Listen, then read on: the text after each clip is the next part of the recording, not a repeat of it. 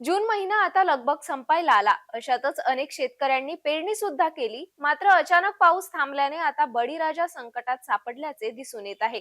सर्वांच्या नजरा आता आकाशाकडे लागल्या असताना विदर्भात 27 व 28 जूनला पाऊस पडण्याची शक्यता हवामान खात्याने वर्तवली आहे. तसेच 29 जून ते 1 जुलै पर्यंत महाराष्ट्रात मान्सून सक्रिय होण्याची शक्यता श्री शिवाजी कृषी महाविद्यालयाचे प्राध्यापक अनिल बंड यांनी स्पष्ट केली आहे. विदर्भात मान्सूनचे आगमन होऊन जवळपास 1 महिना उलटला असताना पाहिजे तसा पाऊस बरसला नाही. अशातही पडलेल्या पावसाने अनेक शेतकऱ्यांनी शेतात पेरणी केली. आता पावसाने लांब दांडी मारल्याने बळीराजा संकटात पडल्याचे दिसून येत आहे. कुठे पाऊस कमी तर कुठे जास्त, कुठे विखुरल्या स्वरूपात पाऊस बरसला. ग्रामीण भागात शेतकऱ्यांनी मोठ्या प्रमाणात पेरणी सुरू केली आहे.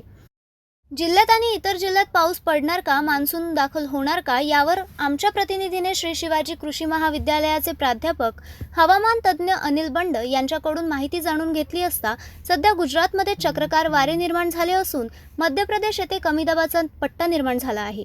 आता पुन्हा येत्या 27-28 जूनला विदर्भात मान्सून दाखल होणार आहे.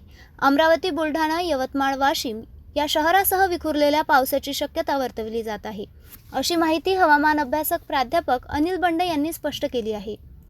29 जून ते 1 जुलैपर्यंत सर्वत्र महाराष्ट्रामध्ये मान्सून सक्रिय होणार, त्यामुळे शेतकऱ्यांनी चिंता करण्याचे कारण नसल्याचे सुद्धा यावेळी हवामान अभ्यासक प्राध्यापक अनिल बंड यांनी म्हटले आहे.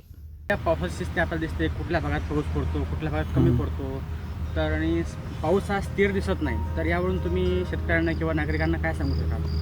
31 मे रोजी मान्सूनने भारताचे मान्सूनचे प्रवेशद्वार असलेल्या केरळमध्ये प्रवेश केला आणि त्यानंतर वेगाने वाटचाल करत 12 जून रोजी तो अमरावती शहरात दाखल झाला. परंतु त्यानंतर त्याची वाटचाल अमरावतीमध्येच खिळून राहिलेली होती. 4-5 दिवस तो अमरावती शहरातच थांबलेला होता. त्यानंतर त्याची 18-19 जूनपासून पुन्हा वेगाने वाटचाल सुरू झाली आणि अमरावती जिल्ह्यामध्ये तसेच संपूर्ण विदर्भामध्ये चांगला पाऊस झाला आणि त्यामुळे शेतकऱ्यांनी पेरण्यासुद्धा चालू केला.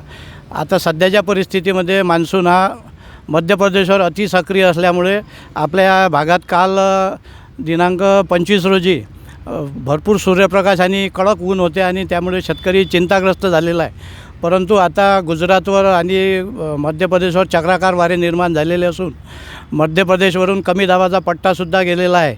त्याच्यामुळं मान्सून पुन्हा सक्रिय होण्याची शक्यता असून आज अमरावती, बुलढाणा, यवतमाळ जिल्ह्यामध्ये बरेच ठिकाणी पावसाची शक्यता असून 27 आणि 28 हे 2 दिवस पुन्हा विखुरलेल्या स्वरूपात कमी प्रमाणात पाऊस राहणार आहे आणि 29 जूनपासून 1 जुलैपर्यंत विदर्भात सार्वत्रिक पाऊस राहणार असल्यामुळे शेतकऱ्यांनी काळजी करण्याची कारण नाही.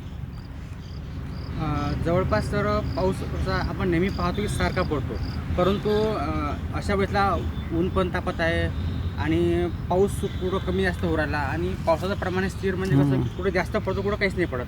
अगदी 10 किलोमीटरच्या अंतरासुद्धा फरक दाखवत पाऊस. काय सांगा? हे हवामान बदलामुळं जगभरातच वाऱ्यांच्या वाहतुकीमध्ये फरक पडलेला असून वाऱ्यांचे प्रवाह बदललेले आहेत. त्याचा परिणाम मान्सूनवर सुद्धा झालेला असून त्यामुळे मान्सून हा वेगाने वाटचाल करत असल्यामुळे तो पुढं जात आहे आणि मागच्या भागामध्ये पावसाचे प्रमाण कमी होते. तसेच हा जो पाऊस पडत आहे हा थंडरस्टॉर्मच्या स्वरूपात पडत असल्यामुळे हा छोट्या छोट्या एरियावर पडतो. त्यामुळे यातून काही भाग सुटतो तर कोणाला जास्त पाऊस मिळतो. काही ग्रामीण भागामध्ये शेतकऱ्यांनी पेरण्या केल्या आणि काही शेतकऱ्यांनी पेरण्या करायला थांबल्या, परंतु त्यांना वातावरण योग्य दिसत नाही. तर अशा शेतकऱ्यांनी पेरण्या करणे योग्य वाटते की थांबायला पाहिजे? याआधी ज्यांच्या शेतामध्ये भरपूर ओल होती आणि ज्यांनी पेरण्या केल्या त्यांना काही प्रॉब्लेम नसून त्या पेरण्या बुडण्याची शक्यता नाही. परंतु आता वातावरण 2 दिवस कमी जास्त पावसाचे असल्यामुळे ऊन राहत असल्यामुळं शेतकऱ्यांनी परवापासून जो चांगला पाऊस चालू होणार आहे त्यामध्ये पेरण्या करण्यास हरकत नाही.